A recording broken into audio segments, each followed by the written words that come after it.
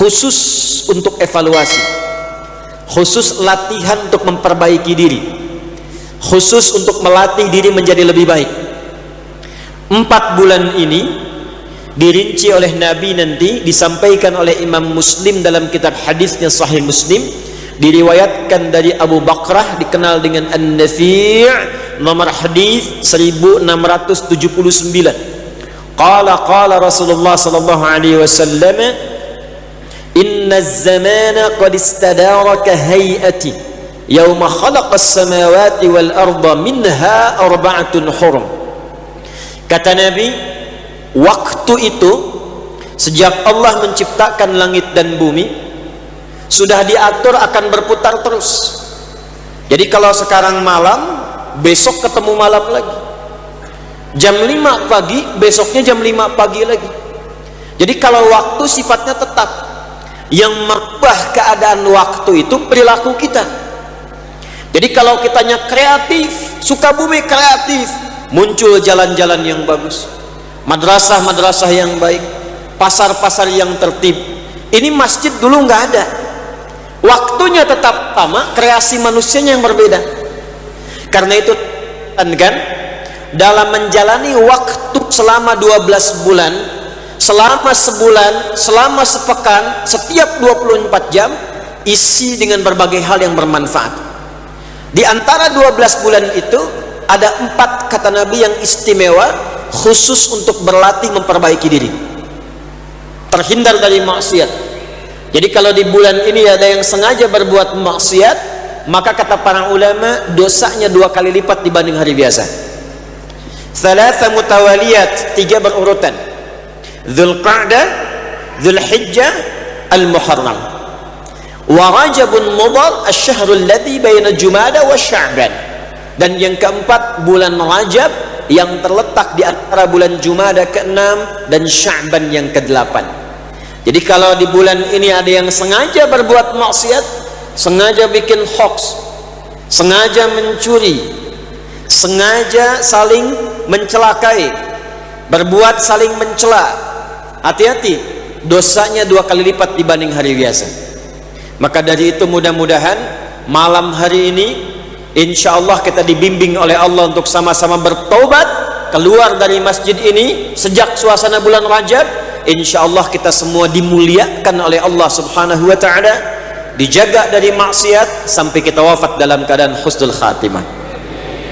Tidak cukup dengan amin, kita harus belajar dulu cara mewujudkannya. Baik, saya mau tanya sebentar. Judul kita ini menata hidup meraih surga. Ada yang mau ke surga di sini? Yang mau ke surga boleh angkat tangan. Masya Allah. Yang surganya Firdaus bersama Rasulullah, tingkat paling tinggi. Amalnya cukup nggak? Ada orang pengen di Firdaus sama-sama Nabi, tingkat paling tinggi, tahajud kata orang Rusia masih belang betong, salatnya masih lambat-lambat, Qurannya jarang tilawah. Insya Allah malam ini kita perbaiki, insya Allah kita dapatkan surga yang tertinggi. Baik, saya tidak ingin bahas 1-2 orang, kita ingin bahas bagaimana Sukabumi satu penduduk insya Allah jadi penduduk yang diberkahi dan diantarkan, dimudahkan menuju surganya Allah subhanahu wa ta'ala. Kita mulai bahasan kita dengan Quran surah ke-7 ayat 96. Bismillahirrahmanirrahim. Walau anna ahlal qura amanu wattaqu lafatahna alaihim barakatin minas samai wal ardh. Ada tawaran dari Allah, ditawarkan langsung ke satu penduduk kota. Jadi qura itu jamak dari qaryah. Kalau qura bentuk jamak dari qaryah, qaryah itu bisa diartikan desa, bisa diartikan kabupaten, bisa diartikan kota. Jamaknya kalau menghimpun itu menjadi negeri disebut dengan qura. Makkah disebut Ummul Qura, ibunya semua negeri, karena semua dari sedunia datang ke situ. Jadi kalau kita bawa ayat ini namanya qura ke kota Sukabumi, seakan-akan Allah menawarkan pada penduduk kota ini, jika ada penduduk Sukabumi ingin dibuka oleh Allah keberkahan, berkah di langit dan di bumi, semua berkah dibuka, pintu langit dibuka, berkah di bumi dibuka. Kalau di bumi sudah dibuka, semua jenis-jenis kebaikan yang ada di bumi mudah untuk diraih.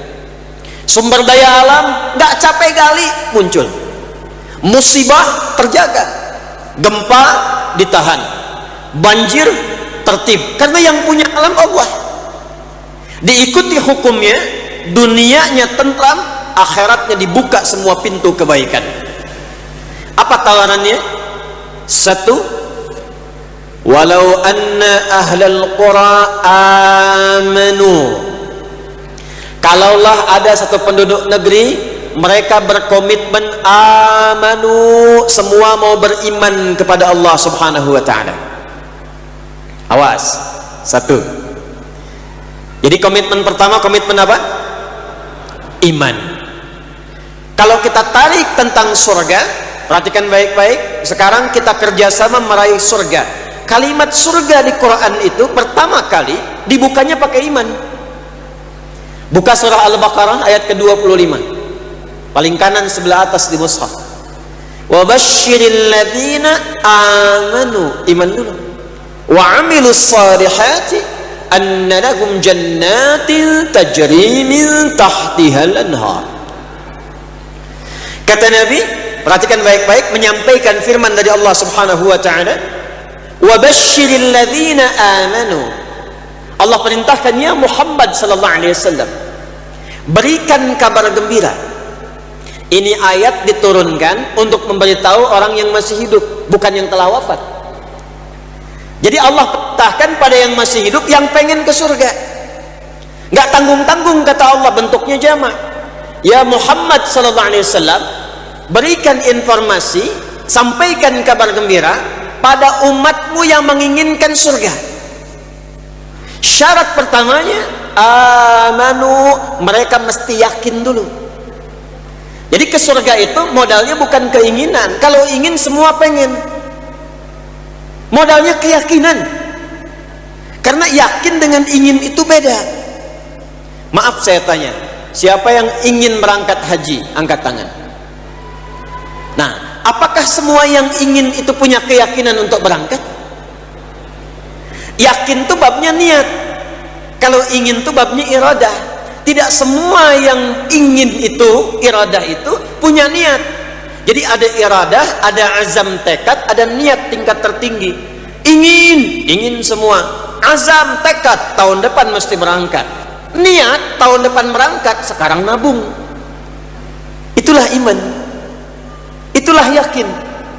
Karena itu kita akan terjemahkan kata iman ini, kita tarik ke satu kota di masa Nabi, bagaimana Nabi mendidik satu kota menjadi penghuni surga, yang bahkan turun ayat menjamin mereka dengan semua kemuliaannya. Kita turunkan, mudah-mudahan dengan ayat itu dipraktekkan di Sukabumi, dan Sukabumi menginspirasi semua kota di Indonesia berubah menjadi kota yang baik, yang diridhai oleh Allah subhanahu wa ta'ala. Yuk kita mulai turunkan pelan-pelan. Saya tanya sebentar ya, Bapak Ibu sekalian, Nabi itu hijrahnya dari Mekah kemana? Madinah? Bukan. Nabi tidak hijrah dari Mekah ke Madinah. Hijrahnya Nabi itu dari Mekah ke Yathrib. Dan kenapa yang dipilih Yathrib? Padahal di sampingnya ada Taif yang sudah maju. Tapi Nabi ikhtiar berangkat ke Taif, malah dilempari. Nanti jangan dilihat lemparannya, tapi dilihat hikmah Allah memindahkan Rasulullah dari Taif ke tempat yang tidak ideal untuk memberi contoh bagaimana menatanya. Dulu Madinah namanya Yathrib. Yathrib itu kalau diruntut nasabnya, itu salah satu nama dari umat Nabi Nuh alaihissalam yang ikut masuk ke kapalnya Nabi Nuh, berlayar selama setahun 10 hari. Namanya Yathrib bin Mihlail. Dari Nabi Nuh ke Nabi Muhammad SAW itu kurang lebih ada kita temukan 37 sampai 39 urutan nasab. Nabi Muhammad sallallahu alaihi wasallam bin Abdullah bin Abdul Muttalib bin Hashim bin Abdul Manaf bin Qusay bin Murrah bin Kilab bin Ka'ab bin Ghalib bin Fihr bin Malik bin Nadar bin Kinanah bin Khuzaimah bin Mudrikah bin Ilyas bin Nizar bin Mudar bin Ma'ad bin Adnan bin Adri bin Muqawwam bin Nahur bin Tarikh bin Ya'rab bin Yasjub bin Nabit bin Ismail alaihi salam bin Ibrahim alaihi salam bin Azar atau bin Nahur bin Abir bin Kinan bin Arfakhshad bin Sam bin Nuh alaihi salam. Coba ulangi. Nah, di masa Nabi Nuh terjadi banjir besar karena umatnya memberontak Nabi, menantang azab, diturunkan, maka masuk semua ke kapal. Di antara yang ikut itu ada namanya Yathrib bin Mihlil. Ketika banjirnya reda, kemudian mulai menyebar umatnya Nabi Nuh alaihissalam. Yang Yathrib ini menyebar, datanglah ke satu tempat, jaraknya kurang lebih 400 km dari kota Mekah Al-Mukarramah. Maka siapa yang duluan ada ke tempat itu dinamailah dengan nama orangnya. Maka tempat itu disebut dengan Yathrib namanya.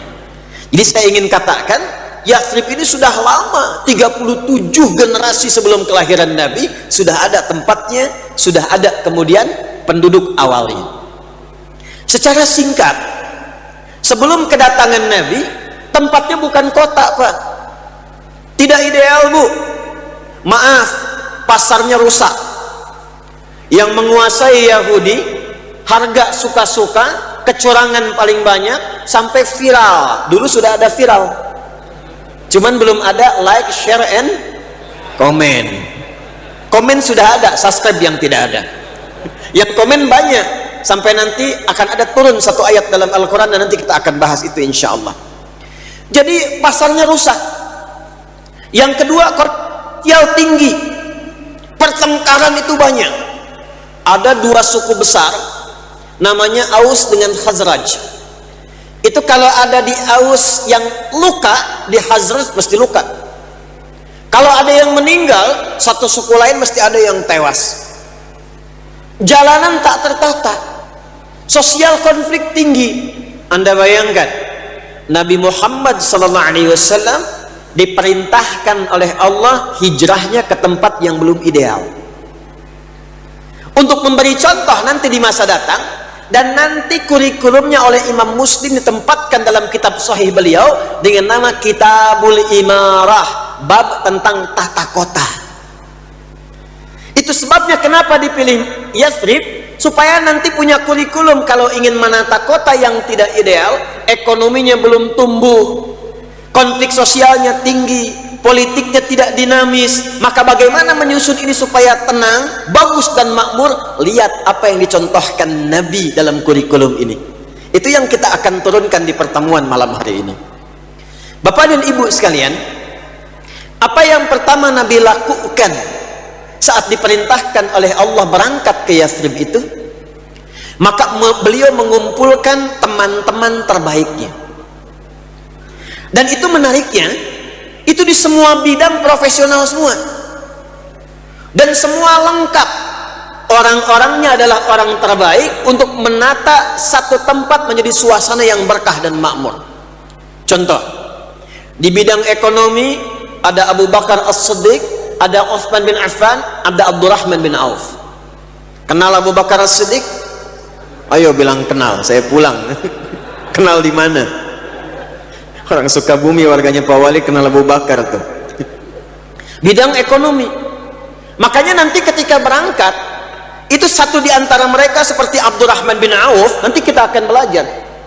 Dari mulai modal pakaian saja, cuman dalam waktu yang singkat jadi orang paling kaya yang berada di kota Madinah kelak.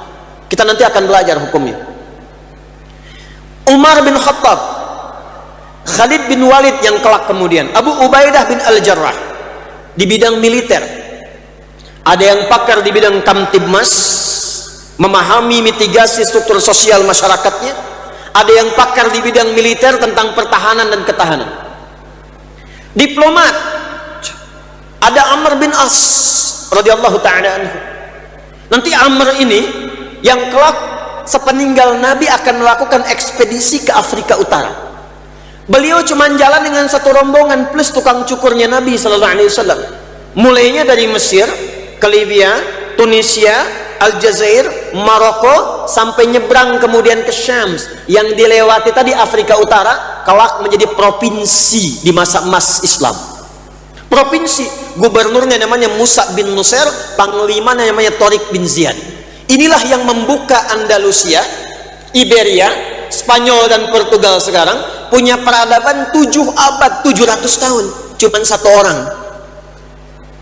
Sa'ad bin Abi Waqqas ikut ekspedisi ke timur jauh ke Cina, mampir di Baros 400 km dari kota Medan. Cuman mampir, Nusantara jadi maju dan muslim. Semua tempat yang dilalui hebat semua. Maka yang pertama yang mesti dilakukan apa?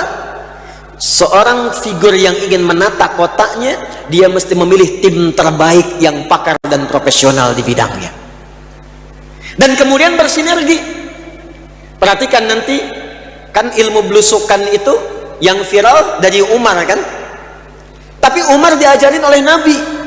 Nanti setelah jadi pemimpin yang banyak belusukan tuh Umar terkenal. Tapi belusukannya Umar itu ilmunya dari Nabi.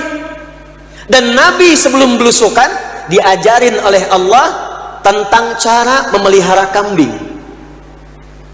Semua Nabi, kata Nabi, menggembala kambing. Itu ada rumusnya. Ya, bahkan nanti dalam fikih itu nanti ada bab memahami tentang kambing. Ada. Kata Nabi, ma ba'atsallahu nabiyyan illa ra'al ghanam. Gak pernah Allah mengutus seorang nabi kecuali dilatih dulu memelihara kambing. Saya penasaran, saya datang ke Pacet, ke puncak bukitnya. Ada kawan pelihara kambing. Saya masuk ke situ pengen tahu kambing. Allahu Akbar, baru saya paham itu. Ternyata kambing itu mengembiknya saja sudah variasi. Cara mengembiknya nggak sama.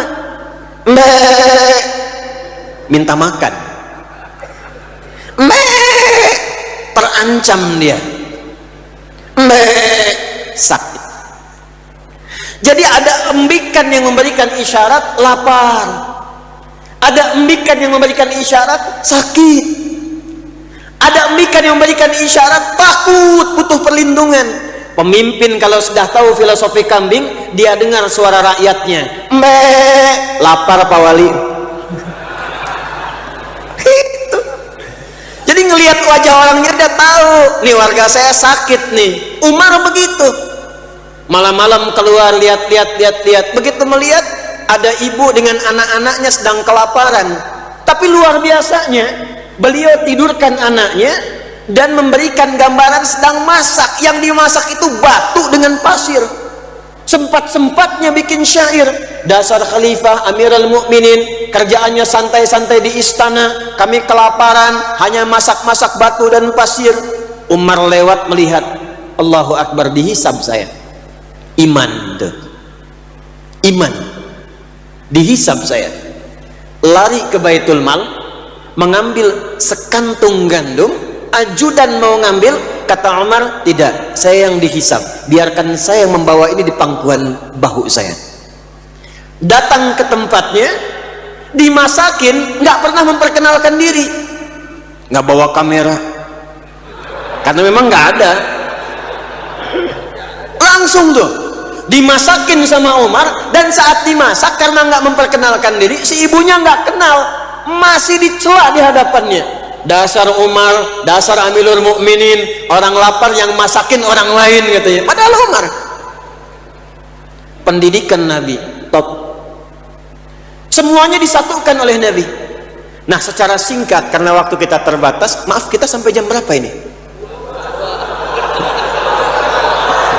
Ya, insyaallah. Itikaf ya, sampai subuh ya. Alhamdulillah. Antum itikaf sampai subuh, saya jam 10 pulang. Ya, nyambung lagi. Maka setelah kompak tim ini dikenal dengan tim As-Sabiqun Al-Awwalun. Ada yang menyebut dalam sejarah tim 8, ada yang menyebut tim 9 karena Sayyidah Khadijah wafat mendahului radhiyallahu taala anha. Berangkat Nabi dibimbing oleh Allah melakukan 3 hal saja. 3 ini yang coba kita akan turunkan insya Allah. Pertama, saat datang ke Yathrib itu, yang beliau lakukan dibimbing oleh Allah subhanahu wa ta'ala, akha baina ahla Yathrib wa khasatal muhajirin wal ansar. Beliau persaudarakan dulu semua penduduk Yathrib, jadikan saudara. Sebab kalau sudah jadi saudara, itu pasti ada rasa saling menyayangi. Dan itu tidak pandang orang, tak pandang wajah, tak pandang kedudukan. Siapapun yang ada di Yathrib semua persaudarakan, baik itu pribumi ataupun pendatang. Masya Allah. Jadi yang tadinya ada konflik Aus dengan Khazraj dipanggil oleh Nabi. Mau sampai kapan konflik begini? Kalau konflik, apakah kotanya akan maju? Bukankah kita menginginkan kehidupan yang tentram? Kenapa nggak saling sinergi, saling berbagi? Semua berpikir, akhirnya berdamai setelah 600 tahun. Masya Allah, kalau Pak Li bisa praktekan, persaudarakan orang-orang yang ada di Sukabumi, dan sistemnya bisa menggunakan skema Amin, Ansar, Muhajirin. Untuk internalnya, karena kata Nabi menyampaikan, la taqumus sa'atu, nanti dekat-dekat masa menjelang wallahu a'lam dekat ke kiamat akan ada kondisi-kondisi yang berbeda. Pertama, taqarrubul aswaq, pasarnya mudah diakses.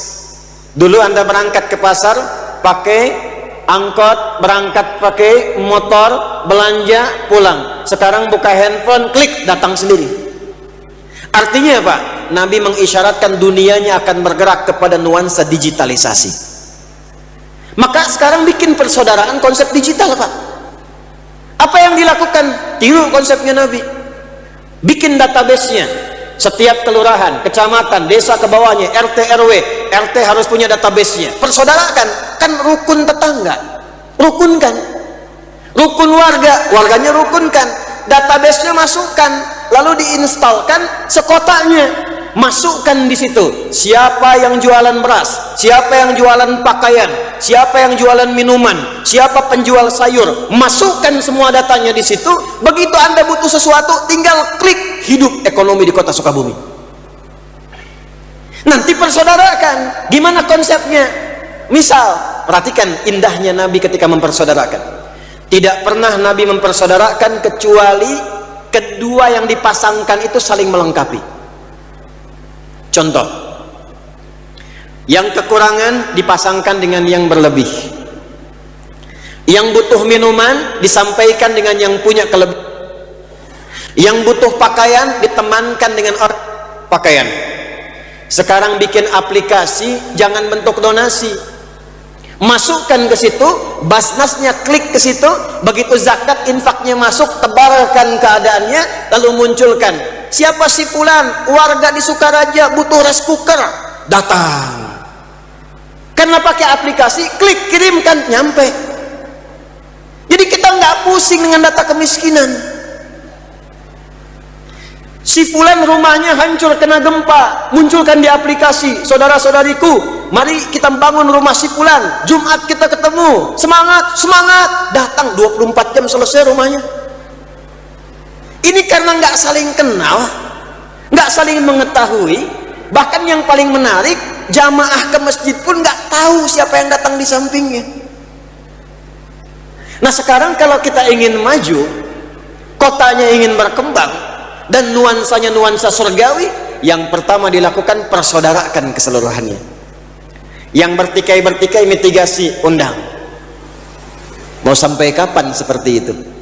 Gimana kalau dipersaudarakan, bersatu, bikin program sama-sama, kompak, bagiannya dibagi-bagi. Demi Allah saya katakan, ketika semuanya merasakan bahwa temannya, tetangganya, kerabatnya sama-sama saudara, maka semua tertata dengan sangat indah. Siap? Sepakat? Jadi kalau Anda lihat di samping kanan Anda, saudara Anda tuh. Sekarang duduk di samping kiri Anda, saudara Anda.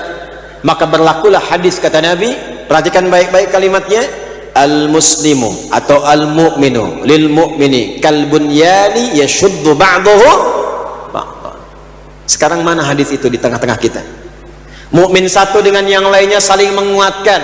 Alih-alih menguatkan, sekarang saling memisahkan. Kok bisa saling mencela? Kok bisa saling menyakiti? Bahkan satu pulang ngaji mencela pengajian yang lainnya, satu jamaah mencela jamaah yang lainnya. Mana hadisnya? Katanya ngaji Quran dan sunnah. Quran mana yang dibaca? Sunnah mana yang dipraktekkan? Kita turunkan kembali, kita praktekkan lagi. Ngajinya kita sempurnakan, maka kita dapatkan keindahannya. Contoh, pernah dengar hadis ini? Siapa yang masak makanan baunya sampai ke tetangga, maka bagilah tetangga itu walaupun hanya hafal kuahnya tuh. Jadi beliau masak opor ayam, ayamnya makan sendiri, kuahnya bagi tetangga. Tetangganya protes, kok cuman kuahnya Pak Haji? Hadis Nabi Bu. Cara memahaminya tidak begitu. Itu Nabi itu sudah visioner. Jangan-jangan kuah itu tercium bumbunya, dia nggak tahu yang dimasak apa. Makanya sekarang kan sudah ada ya bumbu opor tapi bisa dimasak pakai tempe. Bumbu rendang belum tentu rendang yang dimasak, bisa jadi singkong. Supaya nggak salah tangkap, bagi. Tapi pertanyaan saya, maaf ya, apakah Nabi pernah mengatakan kalau tetangga Anda muslim saja? Tidak. Ini artinya Nabi mengisyaratkan di tempat Anda tinggal belum tentu semua muslim, tapi Nabi persaudarakan. Jangan dikira yang bersaudara di Yathrib jadi Madinah muslim semua. Tidak. Ada yang belum masuk Islam, ada yang belum bersyahadat. Kalau kita praktekkan hadis itu indah sekali. Anda masak makanan, tetangganya mungkin ada yang Kristen, ada yang Hindu, ada yang Buddha, ada yang Konghucu. Masak makanan bagi, ketuk pagi-pagi. Sepagi Pak, iya ada apa Pak Haji? Ini ada rezeki opor ayam. Wah baik sekali Pak Haji. Bukan baik, Islamnya mengajarkan untuk berbagi. Masya Allah. Kita kenalkan keindahan Islam. Besok kan dia datang kan mengembalikan panci, assalamualaikum, nggak bisa assalamualaikum tuh. Dari opor ayam bisa salam. Ibu, iya Pak Haji mau ngembaliin panci, makasih enak banget, tapi pengen nanya, kira-kira hari ini Islam mengajarkan berbagi lagi enggak? Itu yang kita butuhkan. Jadi persoalannya sudah enggak zaman muslim kafir, muslim kafir, muslim kafir. Bukan mempraktekkan keislaman supaya orang mendapatkan cercah hidayah, itu yang diajarkan. Jadi jangan sampai yang muslim dibagi, yang non muslim tidak diberi. Kalau dia tanya, Pak kayaknya opornya enak ya. Emang enak sih Bu, cuman sayang ibu kafir. Itu bersaudara. Itu satu tuh ya. Maka pulang dari sini, yang RT sama RW sama, ada yang sakit, tengok. Apalagi yang muslim. Dulu kita dapat laporan nih, cerita nih, insya Allah kalau di Sukabumi ke masjid kompak ya, masjid kompak ya, ada komplek, saya nggak sebut namanya lah, kompleknya bagus, muslimnya banyak, masjidnya mewah, cuman jemaahnya kosong. Datang ke situ ditanya, Ustadz kejadian begini. Saya bilang nggak susah Pak, ada berapa data umat Islamnya? Sekian persen. Yang ke masjid berapa? 1 saf kurang. Baik, ada tempatnya di sini. Ada Pak, sebagian tetangga masjid. Gini aja, ntar Sabtu kan libur tuh, kita ke masjid, tapi Bapak saya minta tolong DKM beli buah dulu 3 bungkus saja. Buat apa? Nggak usah nanya, buah aja. Habis subuh kita bawa buah, kita tengok tuh yang nggak ke masjid tadi. Sampai ke rumahnya, assalamualaikum Pak. Waalaikumsalam. Bapak, iya ada apa Pak? Enggak, tadi saya nggak lihat Bapak di masjid, saya kira sakit. Ini ada buah. Itu zuhurnya nggak diminta ke masjid, dan akhirnya datang. Jadi kadang-kadang fikih dakwah itu bisa lebih diutamakan dibandingkan dengan fikih-fikih terapan. Sakit, tengok. Kenal Imam Ahmad bin Hanbal? Oh bagus, enggak. Imam Ahmad tuh punya sahabat, dan sahabatnya menarik. Beliau tuh kan imam besar, tapi sahabatnya pastor Kristen, tinggal di flat yang sama, flat apartemen. Yang pastor di atas, Imam Ahmad di bawah. qadarullah kamar Imam Ahmad itu bersamaan kalau ke atasnya itu toiletnya pastur, bocor dari atas turun ke bawah. Allahu Akbar. Satu kali diwujudkan Imam Ahmad sakit, nggak kelihatan di luar apartemen oleh pastur tadi. Tiba-tiba nengok, ini kalau nggak kenal, nggak sahabatan, nggak mungkin bisa mau mengetuk pintu. Begitu ditengok, masuk, dilihat, kaget. Kagetnya bukan lihat Imam Ahmad sakit, kagetnya karena melihat bocor dari atas, baunya sudah semerbak, dan tahu itu milik siapa.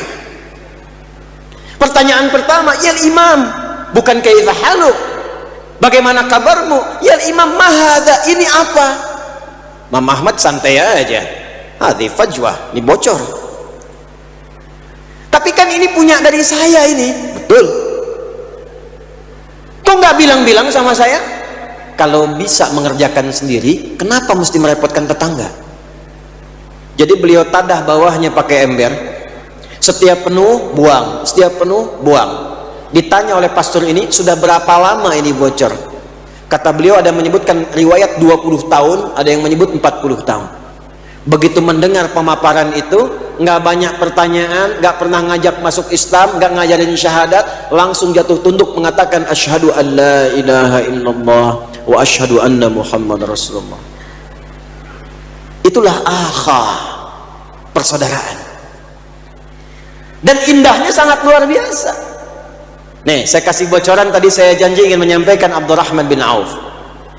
Jadi saat dipersaudarakan, Nabi itu memberikan argumentasi dulu, alasan kenapa mesti bersaudara. Dibuat cita-cita yang sama. Kalau saya tawarkan begini, ingin Sukabumi maju? Ingin Sukabumi maju? Ingin kotanya berperadaban? Ingin kotanya berkembang hebat? Semua kan ingin. Nah, Nabi dulu begitu. Kita pengen nggak Yathrib ini tentram? Pengen nggak maju? Pengen nggak damai? Pengen. Kalau semua pengen begitu, mari kita tempuh caranya. Maka semua menjalani itu dengan keyakinan, bukan dengan keinginan. Kalau cuma keinginan, Anda semua pengen, tapi kalau nggak yakin bisa mewujudkan itu, iman itu kan butuh pembuktian. Keyakinan itu butuh pembuktian. Hati itu tempatnya iman. Semua yang bersumber dari hati butuh pembuktian. Cinta itu dari hati, karena dari hati harus dibuktikan. Ini yang akhwat perempuan-perempuan, kalau ada laki-laki di sini mengatakan aku mencintaimu, jangan percaya. Apalagi kebanyakan main lato-lato, takut deh. Kalau ada yang bilang aku mencintaimu, katakan padanya, buktikan cintamu dengan menuliskan namaku di buku pernikahan kita. Aku tunggu BPKB-nya, buku pernikahan kita berdua. Ini belum halal, naik beca berdua, seakan milik bersama. Tukang beca nggak diakuin. Data.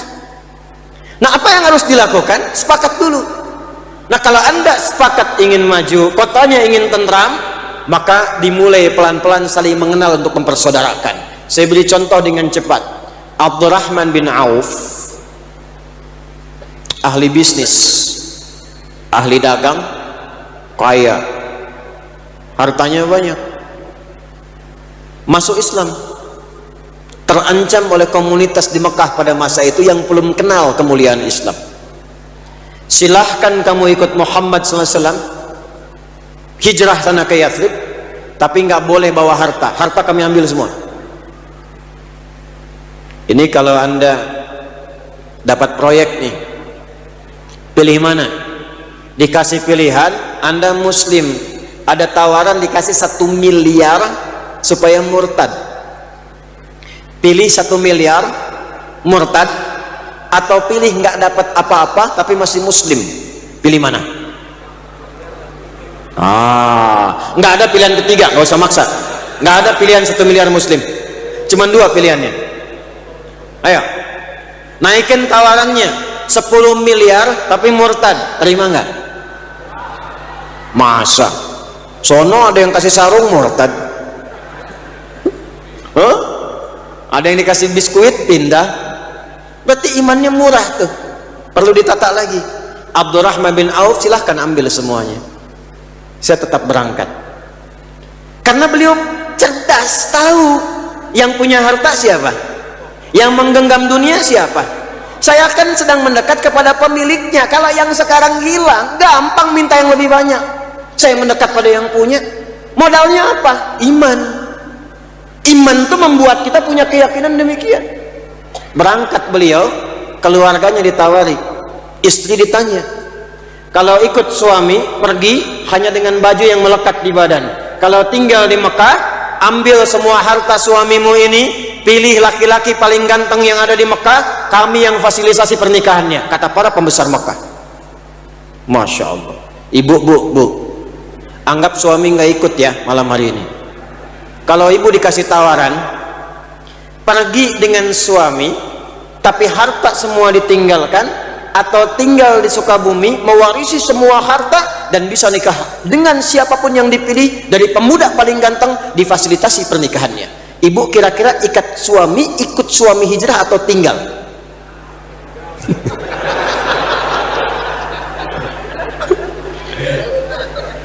Dia mau jawab lihat ke bawah, bilang pergi suami ngelihat, dibilang tinggal juga nggak enak. Tapi dulu tinggal, nggak ikut suami. Yang mau saya contohkan bukan ini. Abdurrahman datang ke Yathrib, perhatikan cara Nabi mempersaudarakannya. Dipersaudarakanlah dengan orang paling kaya yang ada di Yathrib saat itu, namanya Sa'ad. Sa'ad itu, Bapak Ibu sekalian, itu punya setengah kebun kurma yang ada di Madinah. Jadi kalau ada kebun kurma banyak, setengahnya punya Sa'ad. Dan penting saya sampaikan, di Arab sampai sekarang disebut kaya itu kalau sudah punya kebun kurma.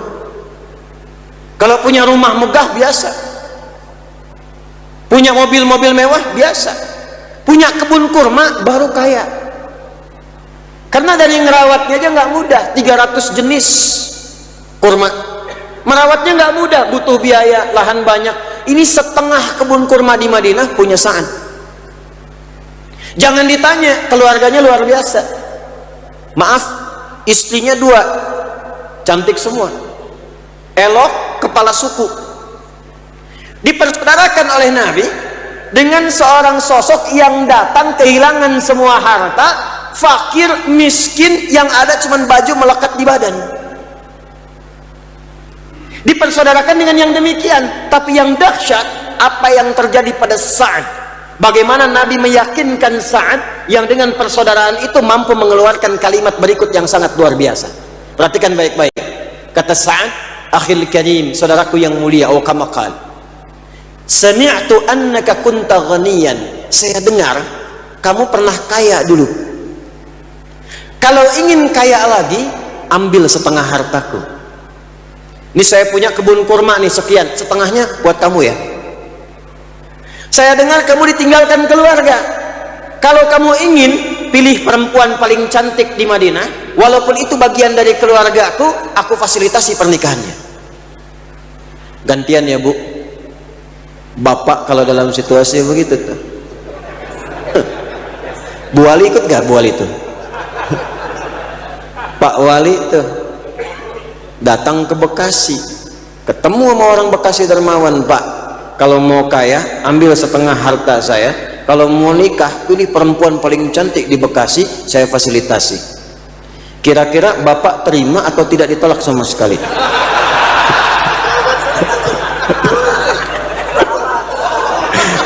Susah milih, tadi nunduk ngelihat kena ada abah lah.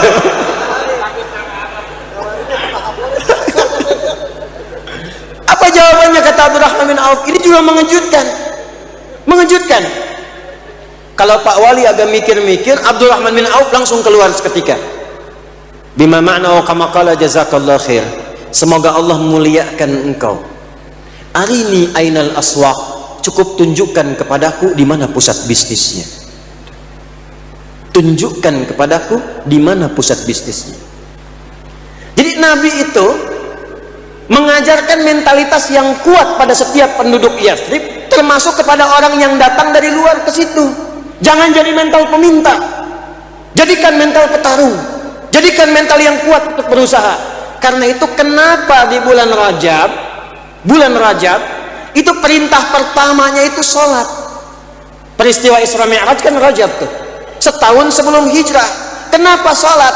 Karena sholat itu dari berdiri sampai dengan salam, semua ada maknanya yang menuntun kita bagaimana berkehidupan. Cuman ngajinya mesti hatam. Ngajinya tuh ada 3 bidang. 1 tentang bacaan, 2 gerakan, 3 maknanya. Sekarang kita banyak mencukupkan pada gerakan dan bacaan. Angkat tangannya sejajar dengan bahu, ucapkan Allahu Akbar, sampai situ. Pertanyaannya nih, ngangkat nih kenapa? Kenapa diangkat begini? Itu ada hikmahnya. Kitabnya banyak. Asrarus shalah, nadharat fi ma'anis shalah. Contoh, Allahu Akbar, tangan angkat. Kenapa ngangkat begini? Dijelaskan oleh para ulama, saat tanganmu mengangkat seperti ini, maka ini membantu kekhusyuan. Maknanya buang urusan dunia ke belakang, jangan dibawa dalam salat. Pasrahkan dirimu kepada Allah. Maka ucapkan Allah yang maha agung, urusan dunia jangan dibawa, buang ke belakang.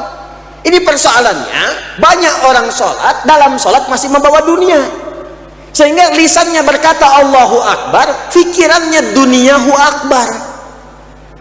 Motor hu akbar, sendal hu akbar, jemuran belum diangkat hu akbar, status belum diupdate hu akbar. Udah takbir Allahu Akbar, handphone bunyi, tang ting tung ting tang ting tung tang ting tung, diangkat, halo. Kan udah bilang wajah tuh udah pasrah. Allahu Akbar, wajjahtu wajhiya lilladzi fataras samawati wal ardh hanifan musliman wa ma ana minal inna salati wa nusuki wa mahyaya wa mamati, ya Allah aku pasrah. Yang akbar hanya Engkau, yang agung hanya Engkau. Aku salat untukmu, ibadah untukmu, hidup untukmu, ya Allah. Kalau aku wafat dalam salatku sekarang pun, terima taubatku dan jadikan aku hamba yang taat karenamu. Khusyuk. Makanya kata Nabi, banyak orang yang ketika di dunianya dibawa, setannya mudah menggoda. Ingat, ada setan khusus menggoda orang sholat. Nanti kapan-kapan kalau saya ke Sukabumi lagi, kita belajar fikih setan. Belum pernah ada kan? Belum pernah ada. Jadi ada 9 jenis setan yang harus diwaspadai. 9 jenis. Ada setan wudhu, ada. Namanya walhan. Dia yang membisikkan pada orang supaya ragu, batal nggak, wudunya benar nggak, itu walhan namanya. Kayaknya juga udah wudu kok, padahal baunya udah kemana-mana. Ada setan yang menggoda DKM masjid, Pak, mesti hati-hati. Betul, setan DKM tuh ada. Kalau bikin masjid kompak, udah jadi bisa ribut.